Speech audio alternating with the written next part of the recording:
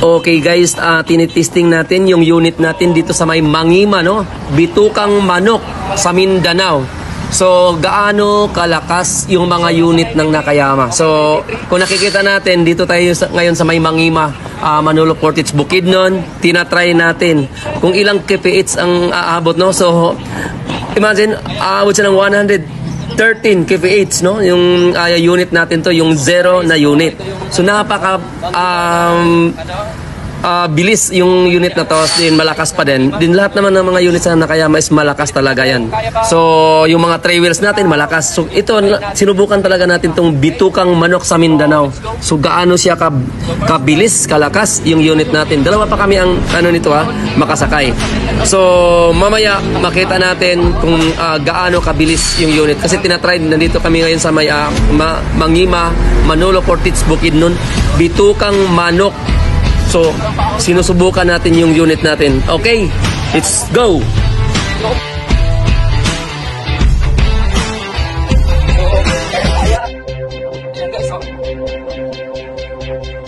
Sobrang kahaw niyan. Ayan.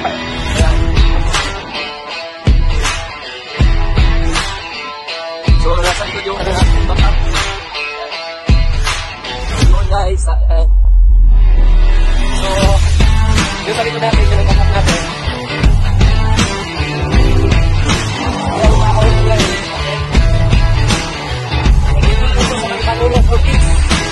Ang pinaka-battery,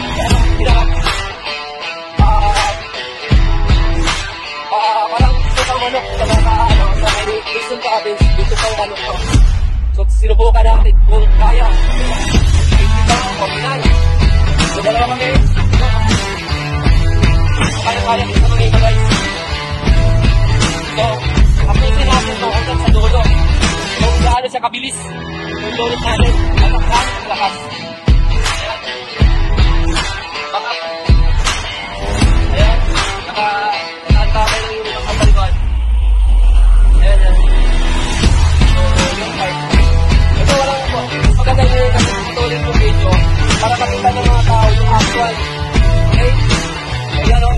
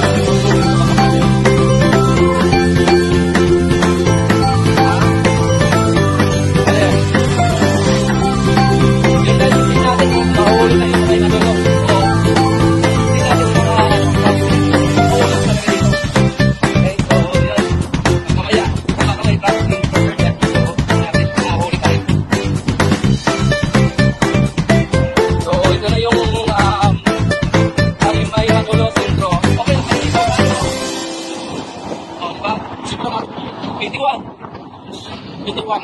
Ayan o.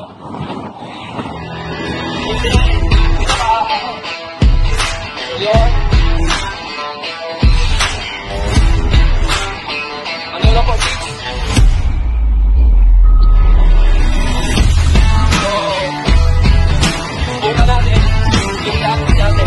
Para kung talagang ano, so, mahuli. So, isip natin, mahuli tayo doon. Ito yung link nila ng Manila Port Desire. Okay? Yan. Ito yung port. Sa kanila. So, traffic range. Guys. So, yun. So,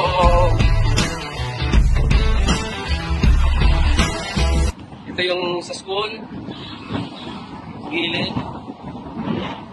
So, yung guys, may titingnan lang tayo ng sign enforcer. Dito pa naman. Wala naman talaga yung hindi naman talaga totoo yung huli. Oo, yung ko sa Manila, bakit may huli doon? Pero dito hindi talaga totoo yun. So, open pa yung Mindanao, walang ganyan. So, may traffic enforcer. So, actually sa unahan, marami pang traffic enforcer dyan. So, check natin, huli, di. Check natin, bakit huli sila. Ano? Yun. 86, 90. Okay, 97. Naka 100. Oh, yan. So, malakas. Talagang malakas yung ano natin. So, nasa 93. Okay, 93. 100. Okay. 107.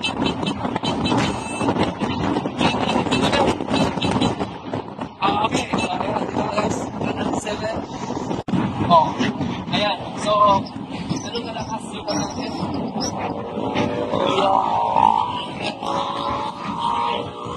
So, yun guys. Dito tayo. So, ganun yung challenge natin ngayon. So, umabot siya ng 107. Okay? So, ganun yung challenge natin. Umabot tayo ng 107.